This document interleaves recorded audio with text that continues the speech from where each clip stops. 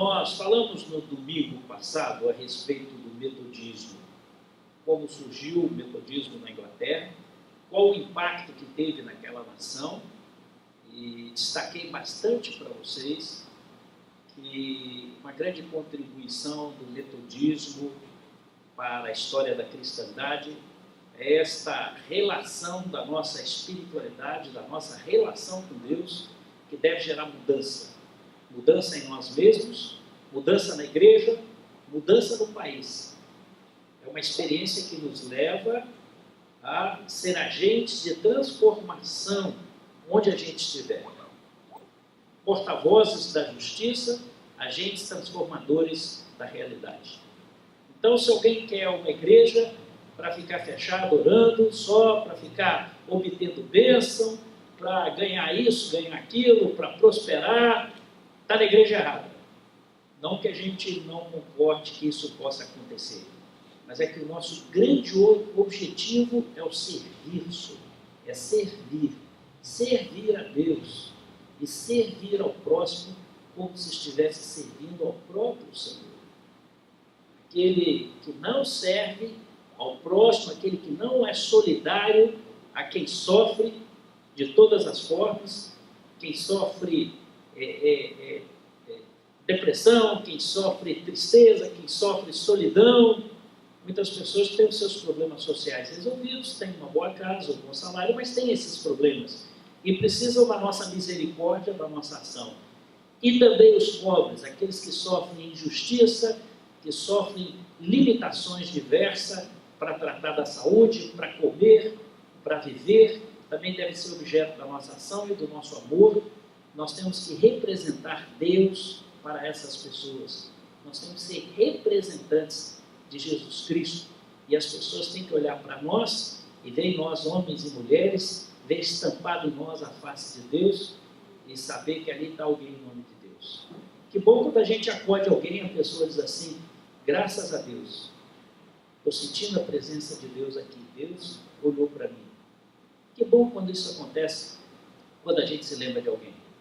Quantas oportunidades eu tive de Deus falar no meu coração: vai na casa da pessoa, leva comida, eu vou lá orar com ela.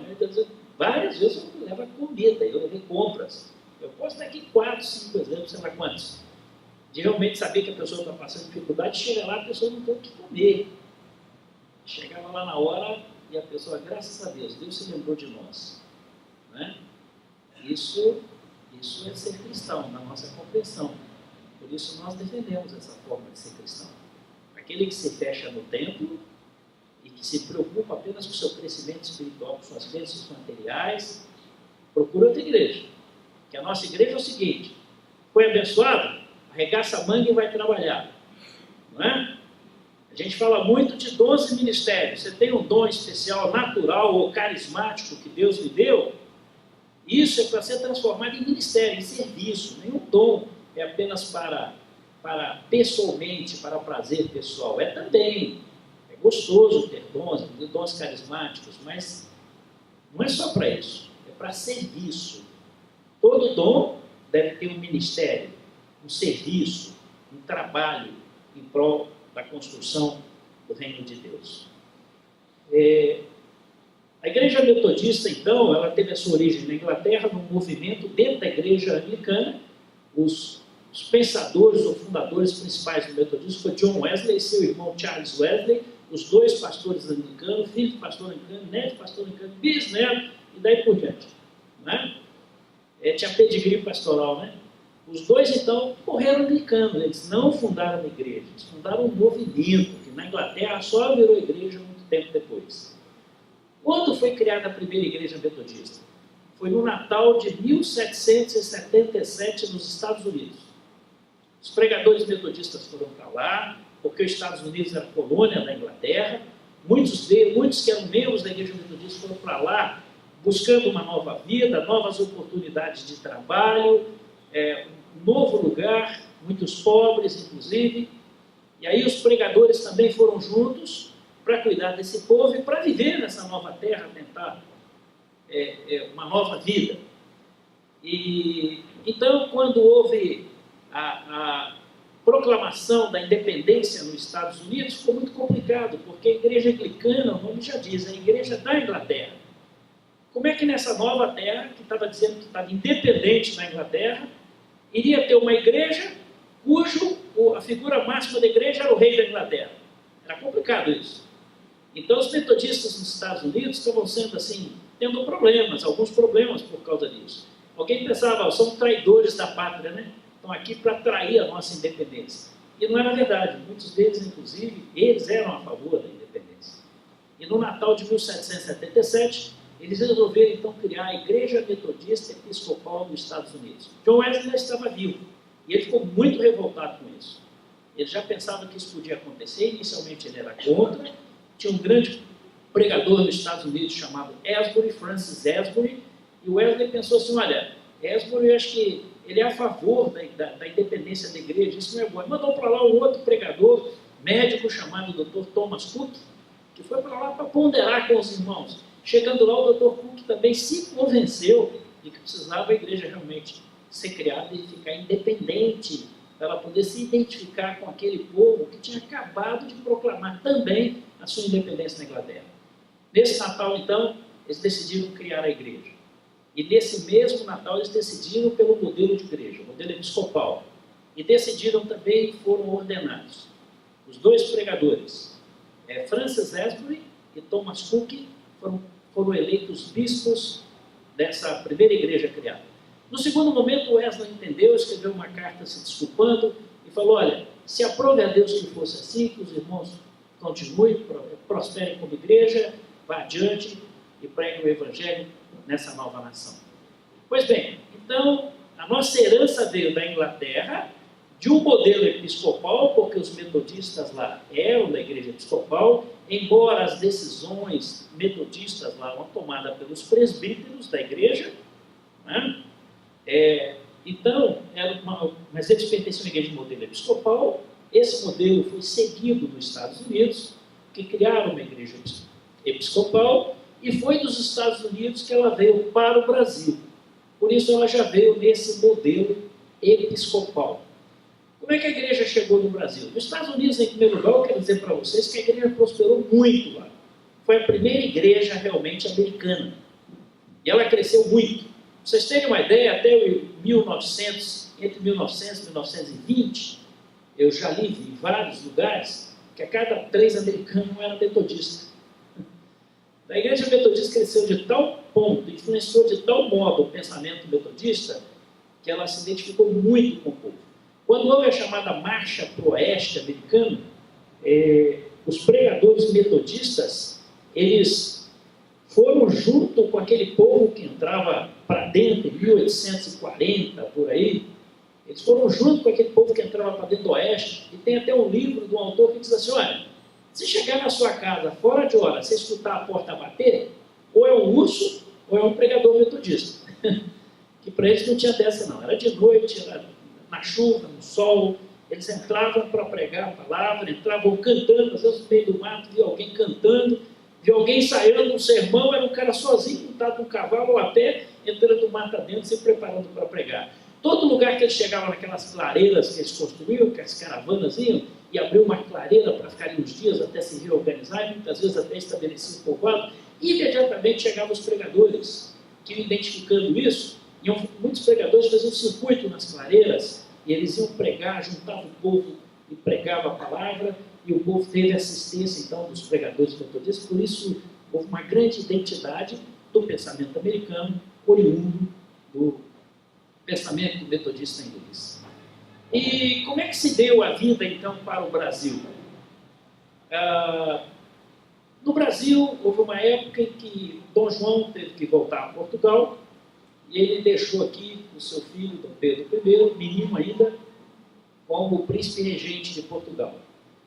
E aí, como ele era menino, tinha um padre que cuidava dele. Não é? Me falhou o nome do padre agora, isso me veio à mente agora no meu script aqui. E ele cuidava dele e era o regente verdadeiro do Brasil. E ele era dissidente da Igreja Católica. Ele era maçom, a Igreja Católica censurava a maçonaria, e tinha então os princípios da maçonaria, que eram os princípios liberais e que caracterizaram grande parte do pensamento do mundo inteiro, né? Igualdade, liberdade e fraternidade. E ele, com o bispo Asgood dos Estados Unidos, que também era maçom, ele pediu que trouxesse para o Brasil educadores metodistas. A educação metodista era muito desenvolvida nos Estados Unidos. Lá cresceu muitas escolas, eles fundaram universidades, tem mais de 200 universidades que foram criadas pela Igreja Metodista, muito deixaram de ser metodistas, hoje são independentes, mas foram criados pela Igreja Metodista. Isso interessava ao Brasil. Em 1835 veio o primeiro pregador metodista, o Pitts, que se apresenta justamente a esse padre para trazer o metodismo para o Brasil. E começou com um foco muito grande em educação. Vieram, inclusive, 2 educadores, e na educação, inclusive, é estudado no livro publicado em português pelo Daniel e Cynthia Kidder. Tem até livro de educação, da história da educação, produzido por eles aqui no Brasil. Essa moça morreu jovem, uma jovem senhora, morreu decorrente da febre amarela, está enterrada ali no cemitério dos ingleses, perto do Instituto Central do Povo. E então eles vieram para desenvolver a educação no Brasil. Essa primeira missão não deu certo, ela foi interrompida por uma crise que houve em 1837 nos Estados Unidos, portanto, 2 anos depois de chegar aqui, esses primeiros missionários. Uma crise muito grande nos Estados Unidos, se acirraram muitos ânimos nos Estados Unidos por motivos diversos. A questão escravagista estava efervescendo, o norte não escravagista, o sul defendia o escravagismo, e essa briga se tornou muito evidente ao ponto da igreja lá se dividir em 1844. A igreja episcopal do sul e do norte. A igreja metodista dividida em 2. E aqui no Brasil foi descontinuada a missão. Somente após a Guerra de Secessão, em 1865, aqueles que perderam a guerra se viram as suas economias destruídas, vieram para o Brasil, para a região próxima a Piracicaba, um lugar que hoje é chamado de Americana, se estabeleceram ali. Por quê? Porque a essas alturas, o imperador do Brasil, que aí já era Pedro II, tinha interesse em trazer esse pessoal para o Brasil, porque eles tinham a cultura de algodão, porque o sul dos Estados Unidos era agrícola e o norte era industrial, e interessava ao Brasil que eles viessem para cá ensinar a cultura do algodão. Então, ele ofereceu facilidades, terras, facilidades diversas para esse pessoal que não tinha dinheiro, perderam a guerra, perderam tudo, vir para o Brasil. E foi aí que veio o Junius Newman para o Brasil, para pastorear os americanos inicialmente. E se estabeleceram naquela região que hoje é chamada de Americana, virou uma cidade. Não é? Entre os que vieram dos Estados Unidos, muitos pregadores, muitos evangelistas, pasmem, estava a avó ou bisavó da cantora Rita Lee, que é descendente de metodistas. Né? O sangue americano dela vem dos metodistas que estabeleceram naquela região. A tia da Rita Lee escreveu um livro chamado Descansa Soldado, que ela conta toda essa história. Para aqueles que gostam de história vão poder saber disso. Junius Newman, então, veio para o Brasil com essa preocupação inicial de pastorear a sua igreja, que veio para cá, quase todos, era uma igreja de americanos, e veio com a preocupação também de fundar escolas, visando inicialmente a sua igreja e os brasileiros, e com ênfase especial na sua igreja, e ele fundou uma escola que foi o precursor da Universidade Metodista de Piracicaba. E aí o metodismo veio para ficar. Ele também era maçom, trouxe da maçonaria o rito de York, naquele tempo os religiosos muito envolvidos muito com a maçonaria, trouxe o rito de York para o Brasil, se tornou muito amigo de 2 irmãos de muita influência no Brasil, os irmãos Moraes Barros. Um deles, Prudente de Moraes, foi presidente do Brasil, os 2 foram presidentes do estado de São Paulo, e eles tiveram uma proximidade muito grande com os metodistas. Parece-me que Prudente de Moraes se tornou membro da Igreja Metodista, esse presidente do Brasil.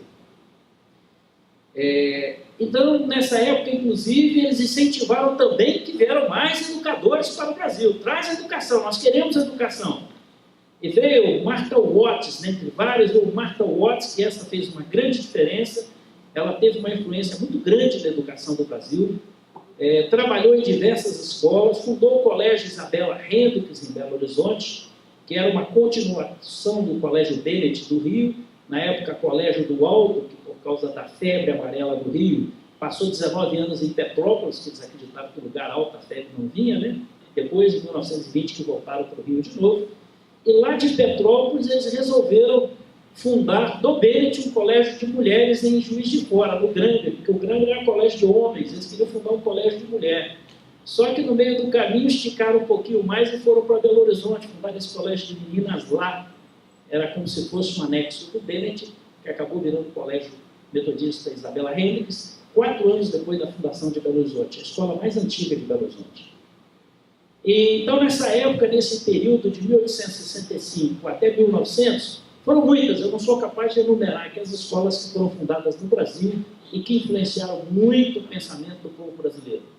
Muitos brasileiros notáveis, mesmo não evangélicos, estudaram nessas escolas, foram internos nessas escolas. Tivemos no passado recente um presidente da República que se orgulhava, Itamar Franco, que se orgulhava de dizer que tinha estudado no Grande da sua meninice até no ensino médio, para depois cursar engenharia na Universidade de Juiz de Fora. Foram muitos que estudaram em colégio metodista. Você parar para pensar, são muitos ministros, muita gente, muito que vai de Ulisses Guimarães, né, até alguns ministros aí do governo petista recente, muitos passaram pelas instituições metodistas e tiveram a sua formação. A Igreja Metodista se influenciou muito o Brasil nesse aspecto, e eu acho que a história ainda não deu o devido valor a isso. Né? Tem alguns registros históricos que a gente precisa resgatar. Eu pretendo escrever alguma coisa ainda sobre alguns educadores metodistas, coisa que eu sei, que eu vi, que eu li em nossas escolas e que não estão publicados, como, por exemplo, a Eunice Willer, que se tornou muito conhecida no mundo inteiro pela defesa das famílias portadoras de hanseníase, e ela participou de eventos aqui no Bennett em 1822, por exemplo, ela participou pela primeira vez de eventos entre alunos e professores em solidariedade à família de portadores de hanseníase, que é a lepra. Né? Então, a Igreja Metodista tem se caracterizado assim: educação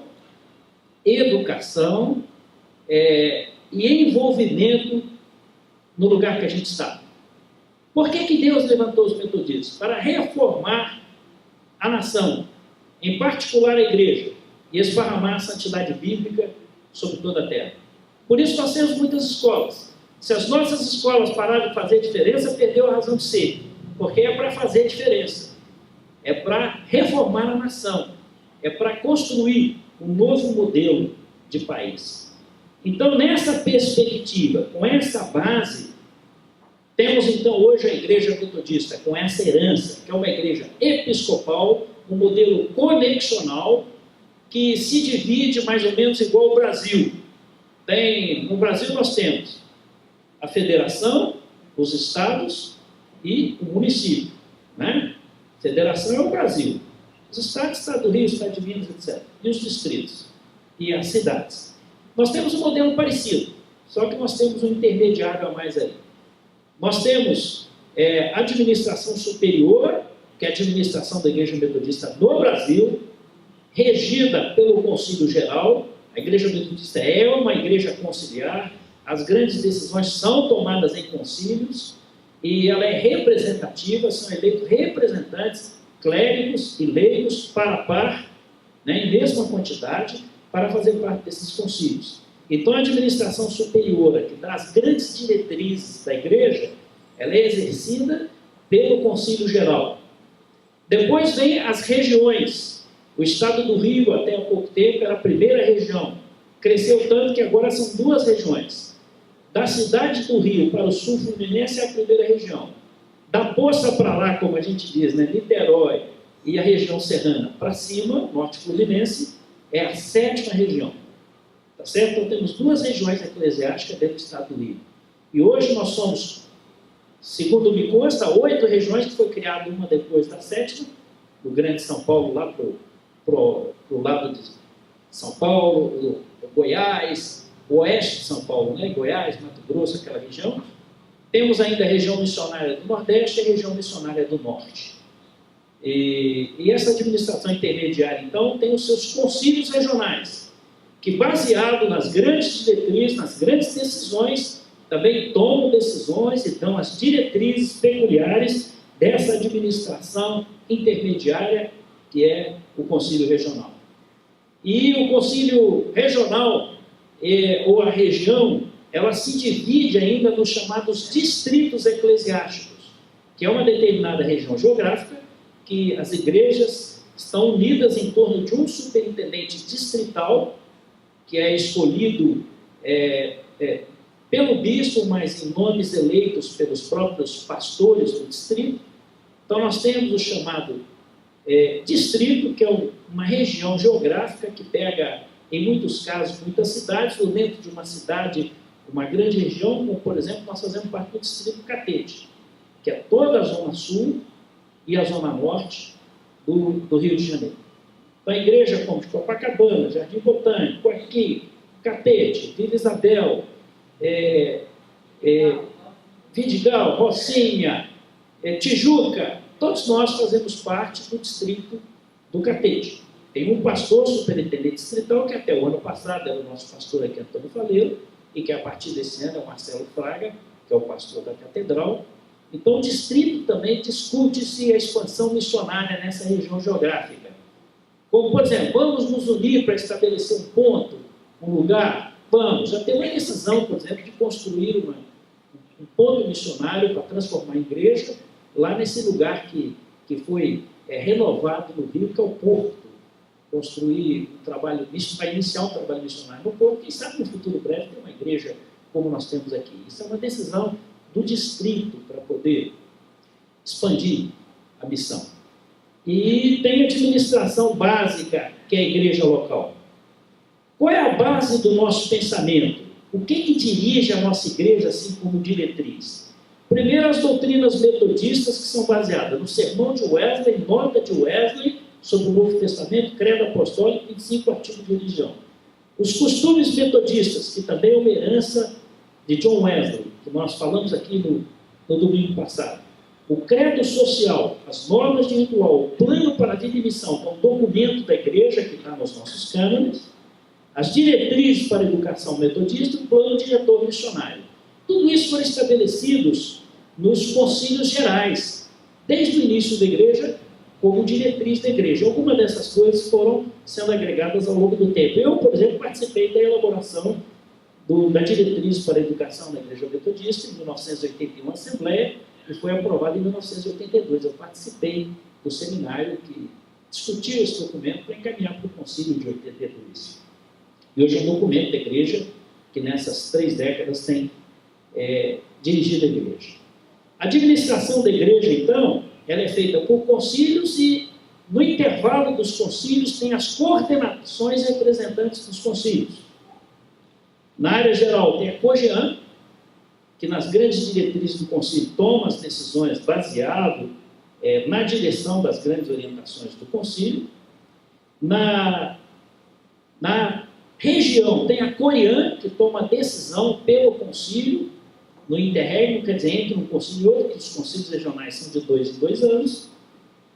Na administração básica, no distrito, tem a CODIAN, que é essa coordenação que representa a Assembleia Distrital. E na igreja local, nós temos o nosso concílio local, mas as decisões para os desdobramentos das decisões do concílio são tomadas pela CLAN, que é o Conselho Local de Ação Missionária. O concílio local, portanto, ele deve aprovar o chamado plano de ação missionária da igreja, que é elaborado pelos pastores, elaborado pela CLAN, e traz para ser homologado, modificado ou somado pelo concílio local, e aquele passa a ser o plano da igreja, a grande diretriz da igreja. Não é? E a igreja local organiza-se em ministérios, tantos quantos forem necessários para a igreja local. Mas tem alguns que necessariamente tem que ter. É decisão do Conselho Geral, dentro do órgão máximo nacional da nossa igreja.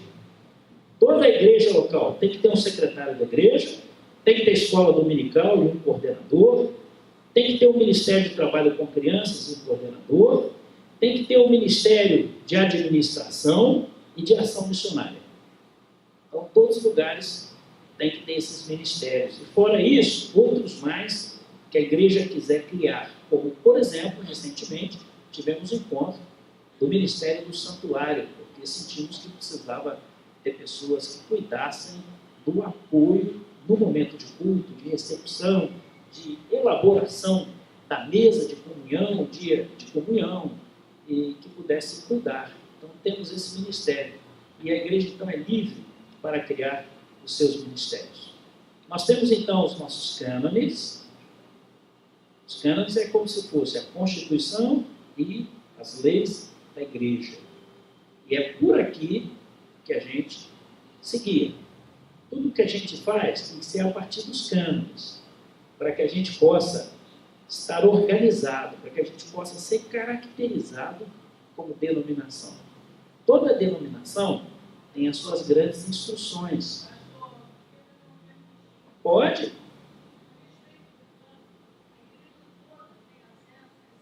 Tem, pode ter. Os cânones podem ser baixados pela internet. Está lá. Boa pergunta sua, viu? Eu ia comentar sobre isso também, porque todo mundo que quiser pode ter. Ele é vendido assim, dessa forma, na sede regional. Esse aqui é os cânones de 2012 a 2016, portanto, até o final desse ano. Esse ano tem concílio geral.